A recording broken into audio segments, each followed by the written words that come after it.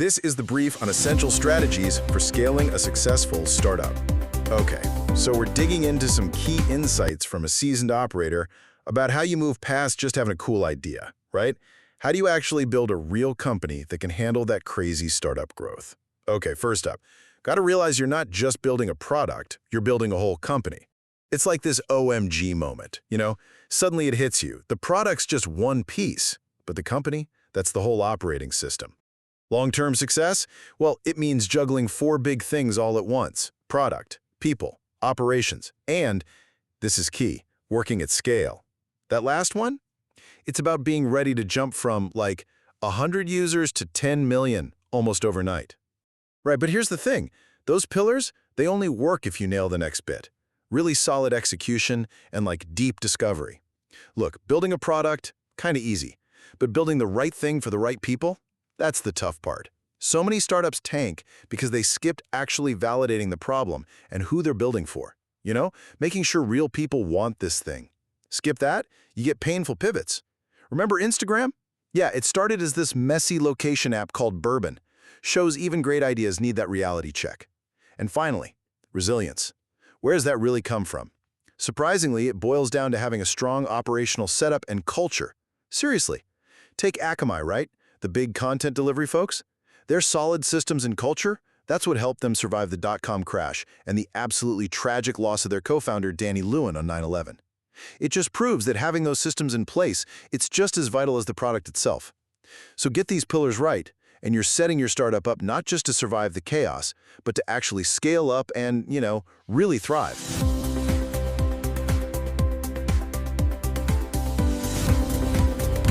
Factoring can meet the cash needs of energy companies looking to expand.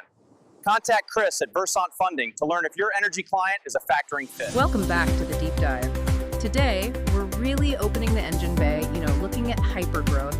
We're digging into the hard-won lessons from scaling companies like Akamai, VMware, and DigitalOcean. That's right. And our mission really is to give you a kind of shortcut through all that messiness. We're unpacking those 3 big pillars: product, people, and operations. Right. They absolutely have to run in parallel for things to work. And we'll get into some specific tools founders use to navigate what we're calling the normal startup crazy. Normal startup crazy, I like that. Yeah, because building a company, it's less about magic, much more about structure, really. That's a perfect way to put it. So let's just jump straight into that chaos because, our sources definitely confirm that initial scaling phase hits founders like a ton of bricks. It's that OMG moment. Exactly. That moment where they realize, oh, wait, I'm not just building a product and, fundraising. I'm actually building an entire company right now, practically. And the sheer scale of that. It can be daunting, maybe even paralyzing for some. It really can. It's the sudden realization that all the systems you thought you needed or maybe didn't even think about needing, managing people, processing orders, just updating your software, they're fundamentally broken. Mm-hmm. Or maybe they don't exist at all. Right. We saw this very clearly at DigitalOcean. An early hire, totally overwhelmed, right? Constantly shifting product priorities. Roles were super unclear. That's familiar. Yeah.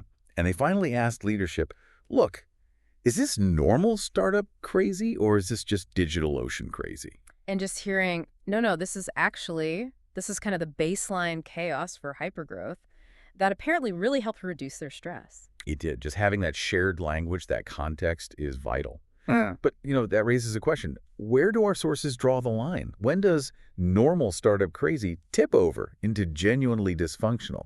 The kind that starts costing you really key people. Good question. Well, usually that line gets crossed when processes start failing catastrophically. Look at Akamai, just before their IPO. They were in pure operational firefighting mode. Hiring was just frantic. One person joined as employee number 289, and on their first day, get this, over 80% of their colleagues had been there less than 6 weeks. Wow. 80% in under 6 weeks. That's staggering churn. The level of confusion must have been immense. Absolutely. And the operational debt? Yeah. Huge. The sources spell it out. No formal product roadmap, no clear internal release process. So just shipping code whenever? Pretty much. Software updates, critical bug fixes, just pushed out continuously, sometimes all day, every day. Yeah. And, zero clear way of communicating internally about any of it. It sounds like a complete breakdown of that operations pillar you mentioned. It was a breakdown.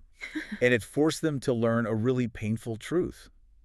Yeah, product gets you funding, gets you noticed, but those 4 pillars, product, people, operations, and working at scale, they have to interplay constantly. You can't just focus on one. No. If you ignore people or operations, everything else just collapses under the weight of that growth. It's inevitable. Yeah. So the sources then pivot to this really powerful and frankly tragic moment where that essential structure was tested like never before. 9/11. Right. Akamai had, thankfully, started putting some structure in place by then, and it turned out to be absolutely crucial. The night before, September 10th, leadership was up super late, totally overhauling the business plan because the dot-com bubble had burst and things looked grim. And then the next morning. The next morning, they got the devastating confirmation that their CTO and co-founder, Danny Lewin, was on American Airlines Flight 11. So the company faced this double jeopardy, near financial ruin from the bubble burst, combined with just profound personal grief and losing a key leader. It's almost unimaginable. And the insight here from the sources is just profound, isn't it? What kept Akamai from folding wasn't luck or magic. Not at all. It proved that culture and process are your ultimate crisis pivot mechanism. That strong company culture they'd built, coupled with the, let's say, nascent operational processes they'd started implementing. It gave them something to stand on. Exactly. It allowed them to focus immediately on their core mission, which that day became keeping news sites like CNN and Yahoo running, keeping the internet alive, essentially, when everyone needed information. So the takeaway is stark. Execution and culture, they aren't nice to haves. They have to be baked in, institutionalized early to withstand the absolute highest highs and the lowest lows. Precisely. That operational foundation isn't just boring administrative overhead. It's like the resilient code for the entire company. It lets you function under extreme duress. Okay, so let's make this actionable then. If someone listening is running into those Akamai gaps, no roadmap, chaotic releases, what are some immediate low-friction things the sources suggest to start fixing that operations pillar without needing some massive enterprise system right away? Right. You don't need to boil the ocean. You need shared context first. For that no-release process chaos, one simple thing is implementing a 1.0 release mandate. Okay, what's that mean? It just means before any new software goes out to customers, it has to pass a single, formal, scheduled checkpoint. Yeah. Just one. So it stops the constant all-day pushing. Exactly. It immediately forces some kind of review, even if basic, and it starts defining ownership. Who's responsible for this release? It sounds simple, but it imposes order. That alone would cut down the chaos footprint significantly, I bet. And what about the communication and roadmap piece, getting everyone aligned when you're growing fast and maybe people are remote? Yeah, the problem there is often just poor information velocity, not necessarily bad intentions. People just don't know what's going on. Right. So mandate a standardized internal communication cadence. Yeah. Like a short weekly email or, Slack post, something that consistently hits maybe 4 points.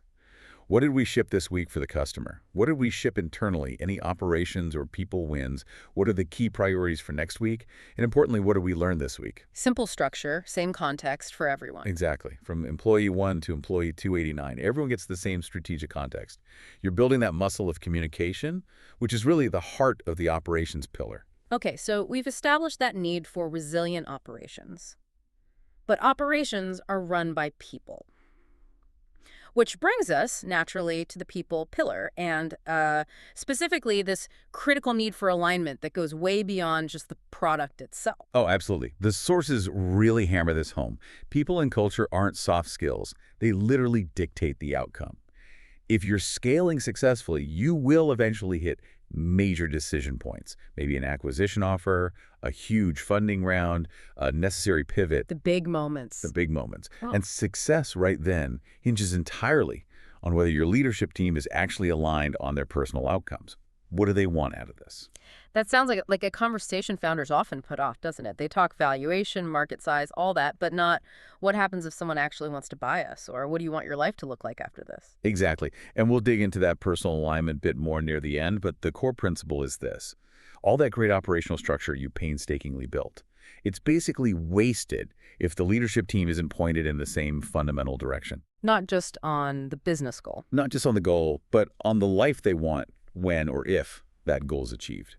A strong operational foundation ensures you can survive the journey, but survival only really matters if you're all trying to get to the same place, personally and professionally. Which circles us right back to the product pillar, because all that operational structure, all that people alignment, it's also kind of wasted if you haven't done the really crucial work of deep discovery first. Absolutely.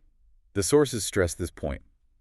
Today, building something, some kind of product, is maybe easier than ever. You've got AI, no-code tools, Right, the tech barrier is lower. much lower. What's genuinely hard, and what matters more, is building the right thing for the right people. And having the right operating model behind it to actually deliver it scalably. Yes. And that's why we argue for intentionally moving, well, maybe not slowly, but deliberately. Iterating, learning, validating, not just move fast and break things before you even know if you're moving in the right direction. Because if you haven't done that deep validation, You're just building a beautiful, technically sound bridge to absolutely nowhere. yeah, we see that play out constantly in successful pivots, don't we? Instagram starting as Bourbon, this big, complex location check-in app. Right, doing everything. And it only took off once the founders actually observed that users only really cared about sharing photos. And they had the discipline, the courage, really, to cut like 90% of the features. Or YouTube, Yeah. famously started as, what, a video dating site. Yeah, imagine. Discovery forced those pivots. Let's use the Found to Breeze case study that's a perfect modern example of this kind of disciplined discovery. Kate Stevens and Zach Morrison, they started with Found. Right, the B2C idea. QR codes on your water bottle, your headphones, whatever, to help you get them back if you lost them. But crucially, they didn't just build an app and launch it. They went out into the real world, ran actual experiments. They literally scattered tagged items around parks and coffee shops just to see what would happen if someone found one. Which is brilliant. And what they learned was totally counterintuitive and changed everything. Finders, consistently, did not want to meet the owners face-to-face. Interesting. Too awkward. Apparently, Yeah. they just wanted to leave the item at a front desk, an information point, somewhere central. And this immediately highlighted massive logistical headaches for Found. How do you manage returns? How do you make money selling QR stickers if the core interaction is flawed? It showed the B2C model would be operationally crippling. But the real win wasn't just realizing Found wouldn't work. It was the insight that unlocked Brage, right? Exactly. That whole discovery process, talking to finders, talking to businesses where items were left, it accidentally uncovered this huge B2B pain point. Yeah. Consumer brands have almost no data on who buys their products after they leave a retail store. Ah, right.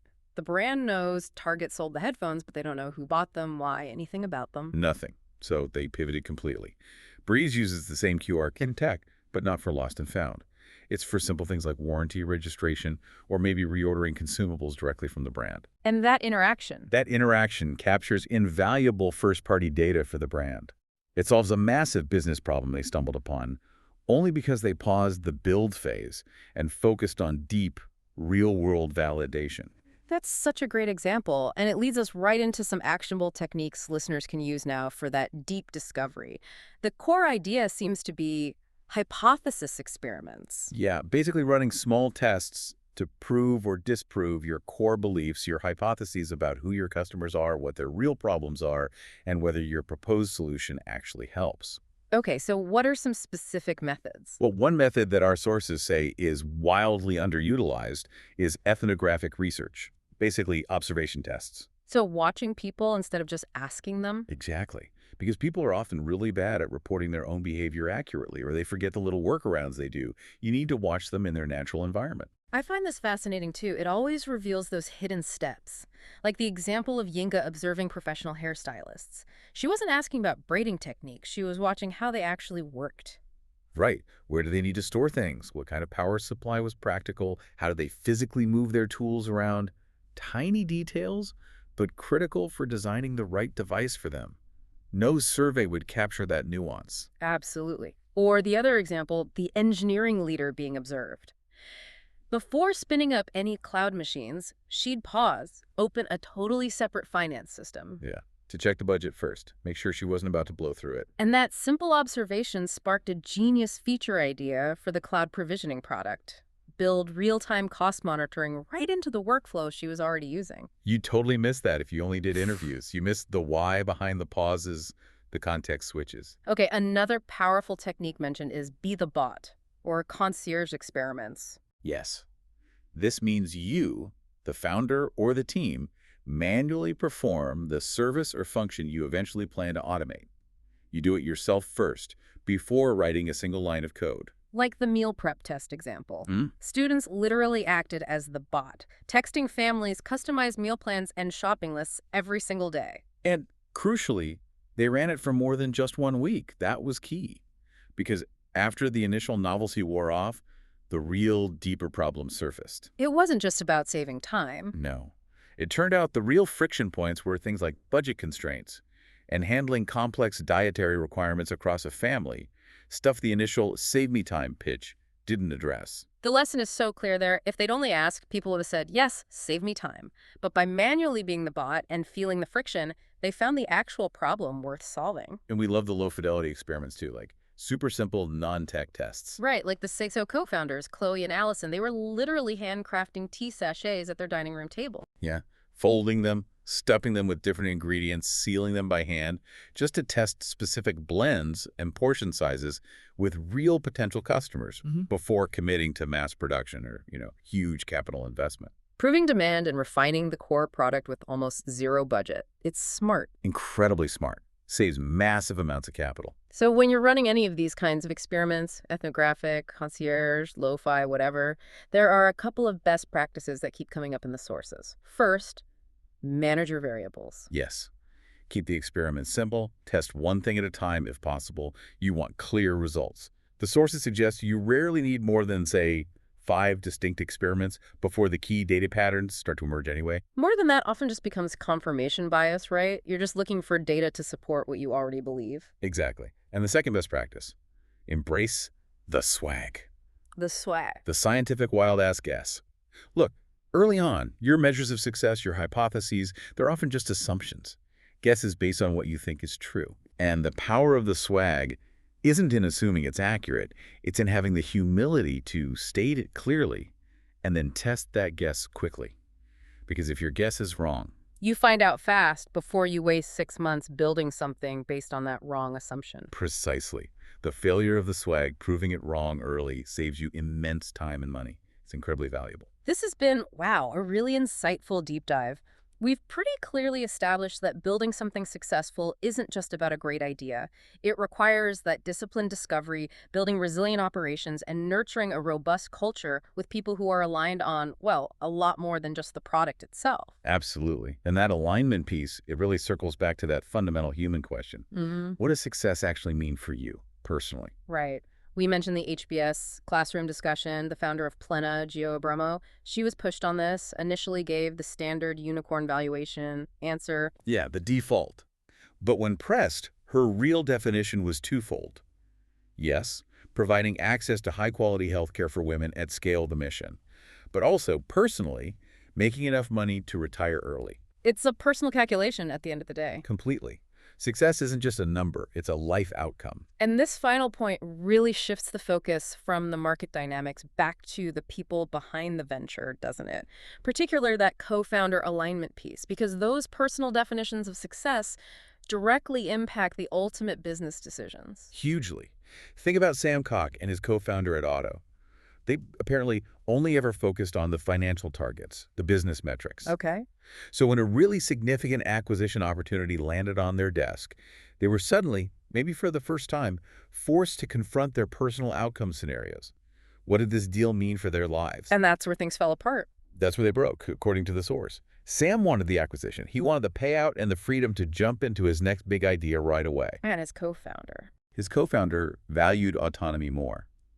He actually liked the modest, profitable lifestyle their current path offered. He rejected the deal because it meant giving up control, changing his life in a way he didn't want.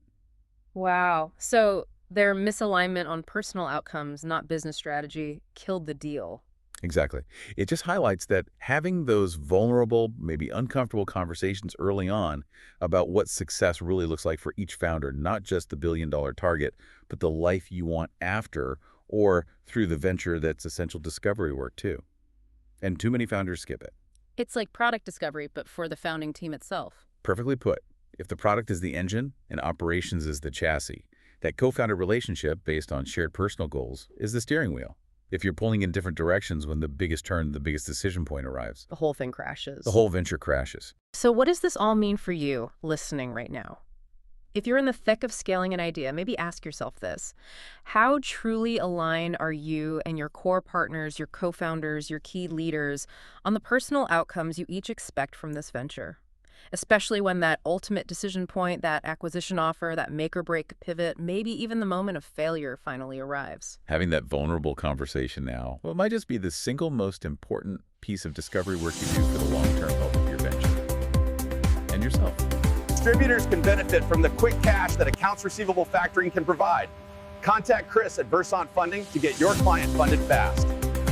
Welcome to the Deep Dive. We take all that high-velocity chaos from our source material and try to turn it into something clear, a navigable roadmap for success, really. Yeah, cutting through the noise. Exactly.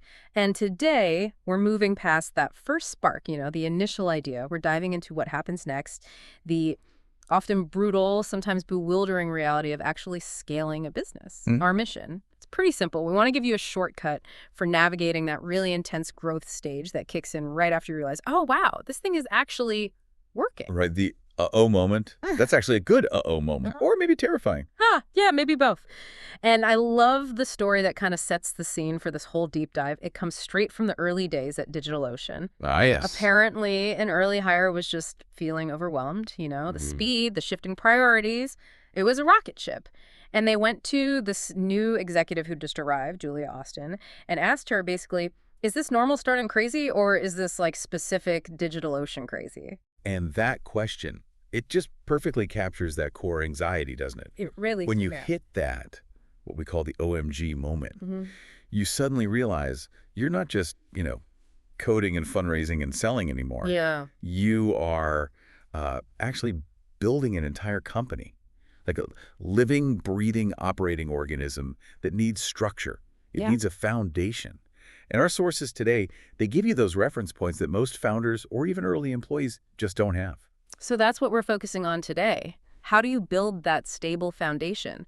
We're looking mainly at two key pillars, product and people. That's right. We've got some powerful lessons here, drawing from experiences at huge companies like Akamai, VMware, but also drilling down into, early stage pivot stories like this company Bridge. Yeah, a really great range of examples. So when you're in that first burst of growth, the chaos can be, just overwhelming. You're totally focused on the immediate stuff, right? Absolutely. Firefighting mode. Bug fixes, the next pitch deck, just getting cash in the door. It's so easy to just stare at the fire right in front of you that you completely forget to look up and think about what the actual operating business should look like in, say, a year or two. Exactly. You're just reacting. So the very first question has to be, where are we even trying to go with this? We need, a destination. You absolutely need that destination, and it needs to be defined really clearly, ideally before you hire your first person or sign that first lease. Right. But success, it's always more complicated than the default answer people give. We saw this really well in a fascinating case study from Harvard Business School. It involved Giovanna Abramo of Plena. Okay, Plena, that's a healthcare venture for women. That's right, focused on women's healthcare. And when Gio was asked what success meant for Plena, well, what do you think the first answer was? Oh, I bet it was classic goal, right? The big flashy one. You got it. Her first answer was, we want to create a unicorn in Latin America. For anyone less familiar, that's a private company valued at $1 billion or more. Yeah, that idea is just so baked in now, isn't it? It feels like the standard mission statement. It really does. But then the question becomes, okay, what if they only hit that valuation? If they don't actually deliver on the underlying mission? Is that still success? Good point. It's just a number, right? Evaluation isn't really a purpose. Precisely. So when she was pushed a bit, asked about the deeper meaning, the impact, Gio realized success was really about two core things. Okay. One, bringing high-quality, accessible healthcare to women. Two, creating a safe, scalable place for gynecological care. Yeah. And then she added this crucial third piece. The personal angle. Exactly. Personal success. She wanted to build enough value so she could, retire early. So success suddenly becomes this mix: mission, valuation, and personal freedom. It's complex. And that complexity, it immediately shows why co-founder alignment on those personal outcomes is just, it's non-negotiable. It really is. It's not just about splitting the equity fairly. It's about sharing the same fundamental vision for where you both want to end up personally. Yeah, and what's fascinating is how often founders get perfectly aligned on the business goals, The bottom line, the P&L. Right, the spreadsheets match up. Right. But they completely fail to talk about those personal outcome scenarios. There's this story about Sam Cox's company, Otto, he and his co-founder, totally aligned on the financial targets, knew exactly what numbers they wanted to hit. Okay, sounds good so far. But then, about a year into it, this really significant acquisition opportunity comes along, and the whole partnership just imploded. Wait, why? If they were both hitting their financial goals, what was the disagreement? Well, Sam was ready for the exit. He felt like, okay, we proved we can build something valuable. He saw the acquisition as his path to financial freedom, freeing him up to go chase his next big idea.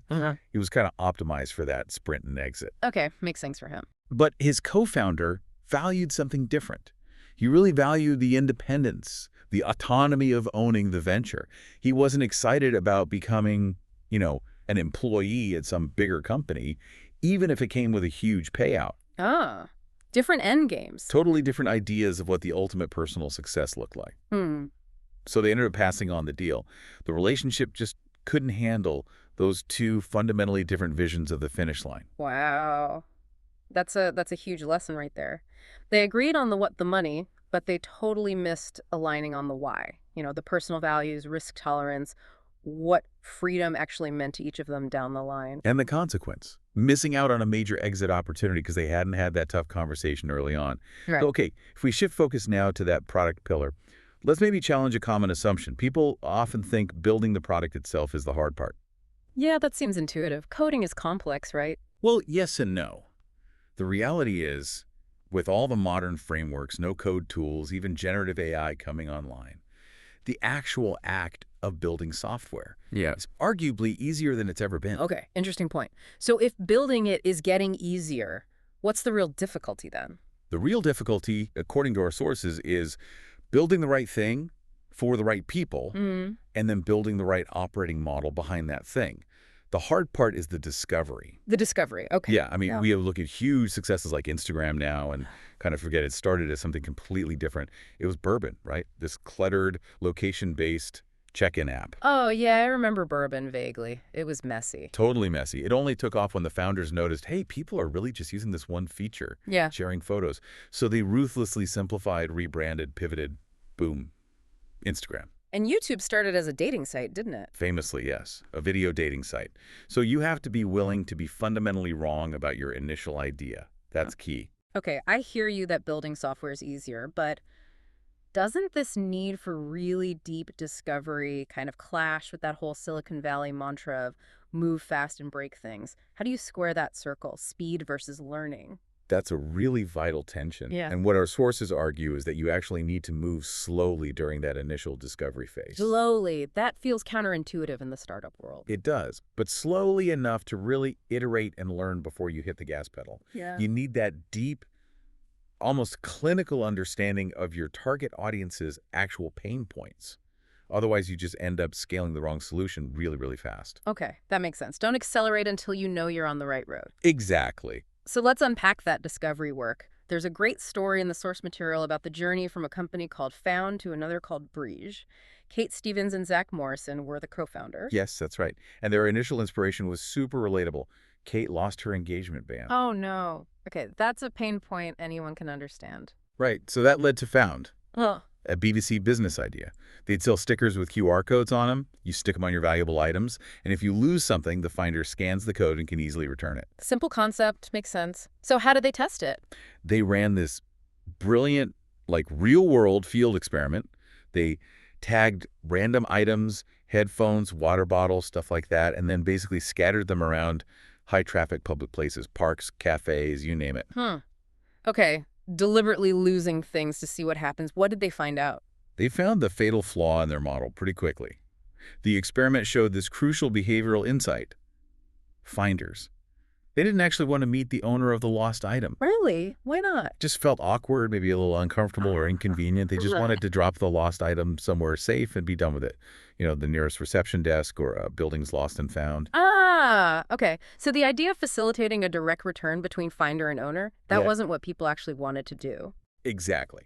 The B2C sticker sale itself might have worked. People might buy the stickers.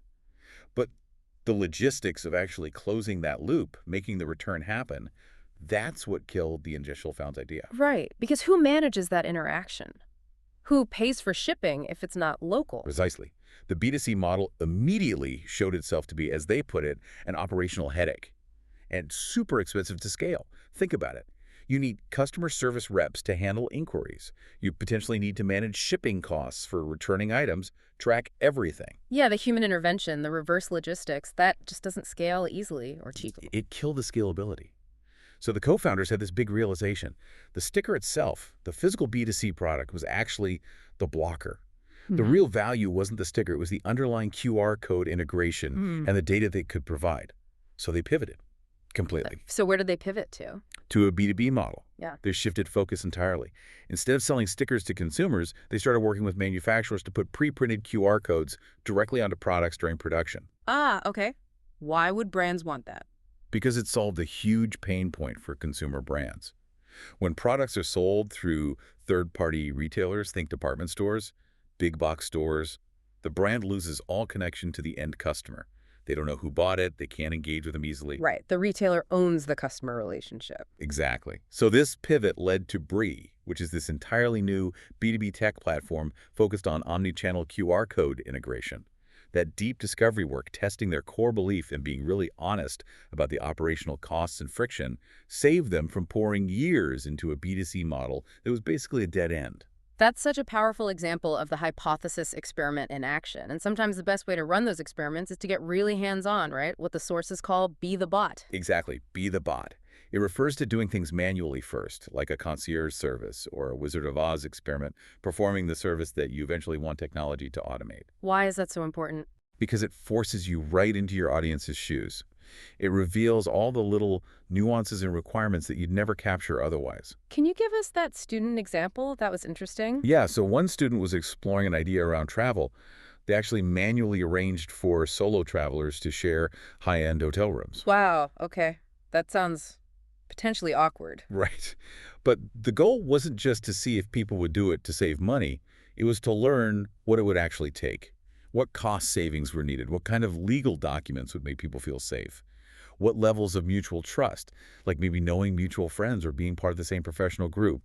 What would be required to make someone comfortable sharing a room with a stranger? You just can't get that from a survey. No way. You can't capture that level of nuance around trust, legal liability, social friction. You really have to sort of live the problem alongside your potential users to truly understand how to solve it. Okay, so it sounds like even if you do amazing product discovery, even if you pull off an ingenious pivot like Brie did, it's all kind of wasted if you don't have the internal strength, the resilience to actually execute on it. Absolutely. Which brings us squarely to that second major pillar, people. Yeah. You can build the best widget in the world, but if your people aren't right, or if your culture is fragile, you're probably going to fail the first time you hit a real crisis. People are. Well, they're complicated. And that complexity starts right at the very beginning with the co-founder search. The sources really emphasize this. Finding a co-founder is a serious courtship. It's like a marriage, isn't it? It really is. The average lifespan of a successful startup is something like 7 to 10 years. You are signing up for a long-term, intense relationship. Which means you absolutely have to test that relationship beyond just, having coffee and sketching ideas on a whiteboard. Oh, definitely. You need activities that introduce a bit of low-stakes friction. Things that reveal how you both handle stress, how you make decisions under pressure. Like what kinds of things? Well, the sources suggest things like playing a really competitive game of mini golf together, or tackling a complex but maybe low-priority work problem, even trying a road trip together. A road trip. Okay, that could definitely test a relationship. Right. You need to see how they handle losing, how they manage frustration, how they react when things inevitably don't go according to the plan. Do they balance out your stress? Or do they kind of share it and maybe even amplify it? That's subjective, of course. Some people want a balancer, some want a sharer. It's totally subjective, but gathering that data on how you interact under mild stress is critical before you commit to the high-stress reality of a startup. And as we talked about earlier with the auto example, you absolutely must have those vulnerable conversations up front about money, about core values, even about peak moments in your past careers. Yes. because those deep-seated preferences, those core drivers, they will come out at work, especially when you're under immense pressure. It's unavoidable. So getting the co-founder relationship right is step one. But beyond that, this leads us straight into the broader topics of culture and operational structure, doesn't it? Directly. And our source material points to this incredibly powerful lesson in corporate resilience from Akamai. Ah, Akamai, the content delivery network. That's them. And this story takes place during one of the most intense periods in their history, right after the dot-com bubble burst. They were already undergoing a massive overhaul. Okay, so they were already in a really tough restructuring environment, facing huge economic headwinds. Exactly. The pressure was immense, Yeah. and then tragedy struck. On the night of September 10th, 2001, the leadership team was meeting late into the night, discussing strategy operational changes. Okay. The CTO and co-founder, Danny Lewin, was planning to fly out the next morning. It wasn't until the afternoon of September 11th that they got the confirmation.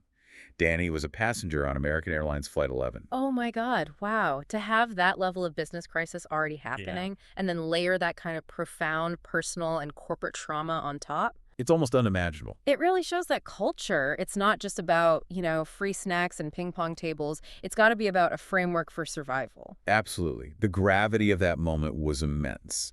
But the team, almost immediately, went into crisis mode. Their focus had to shift instantly from grief, though that was overwhelming, to their core mission, keeping the internet running. Because so many major sites relied on them, right? Huge sites, CNN, Yahoo, news, major financial institutions, they all relied entirely on Akamai to handle the unprecedented surge in web traffic caused by the disaster. So the team just pressed on.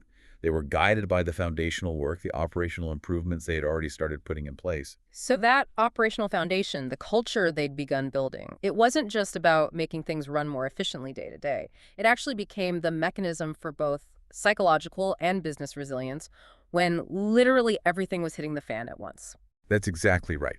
That whole experience, as horrific as it was, it set this renewed mission for the leadership team going forward to consciously, intentionally build a foundation strong enough to withstand the absolute highest of highs and the lowest of lows. And they did survive. They did. Akamai survived losing their co-founder, that devastating trauma, and the massive economic downturn happening simultaneously. Why? The sources point directly to the strong company culture and the excellent operating processes they had been rigorously implementing. Resilience, at the end of the day, is often a function of intentional design and structure. #tag outro. Wow. That is, a phenomenal and incredibly sobering takeaway. So, okay, for you, the listener, let's try and distill the key points from this deep dive into scaling after the idea. Okay, so first, define success personally. Go way beyond just chasing that unicorn valuation and really commit to aligning with your co-founders on those personal outcomes, not just the P&L. That can help you avoid those existential conflicts, like the one that sank Otto's potential exit. Makes sense. Second takeaway. Second, commit to that deep product discovery work. Don't be afraid to move slowly at first. Iterate. Use rigorous hypothesis experiments like we saw with the found-to-breach pivot. That's how you avoid sinking years and precious capital into building the wrong thing because you didn't understand the real-world friction or operational cost. Right. Test before you scale. And third, prioritize people. That co-founder search. It's a serious long-term commitment. It needs real testing. And maybe most importantly, remember that culture isn't fluff. Culture is the resilient operational structure that can actually save your company when those inevitable crises hit, whether they're economic, operational, or, God forbid, personal tragedies. Culture as resilience. I like that framing. And the best companies, they're intentional about building that structure right from day one. We saw the example of Tidelift, the open source company. They deliberately crafted their core values, things like optimistic, practical, additive, inclusive, before they even hired their first employee. Setting the blueprint early. Exactly. Which brings us to the critical, maybe provocative question for you to think about. What does the culture of the organization you're building right now, or maybe joining, or even investing in, what does that culture look like when it grows up? What's the true north you're building towards? The one that will guide you and maybe even save you when the inevitable catastrophe hits. That deep intention really does seem to be what separates the companies that just have a good run from the ones that truly endure. Something to really mull over. Thank you for joining us for this really crucial deep dive. My pleasure. Now go forth and start building that resilient foundation. Factoring can meet the cash needs of small businesses struggling with tariffs. Contact Chris at Versant Funding to learn if your client is a factoring fit. Distributors can benefit from the quick cash that accounts receivable factoring can provide. Contact Chris at Versant Funding to get your client funded fast. Processing companies can fund their growth using the cash accounts receivable factoring can provide. Contact Chris at Versant Funding to learn if your client is a factoring fit. Factoring can meet the cash needs of staffing companies looking to expand. Contact Chris at Versant Funding to learn if your staffing client is a factoring fit.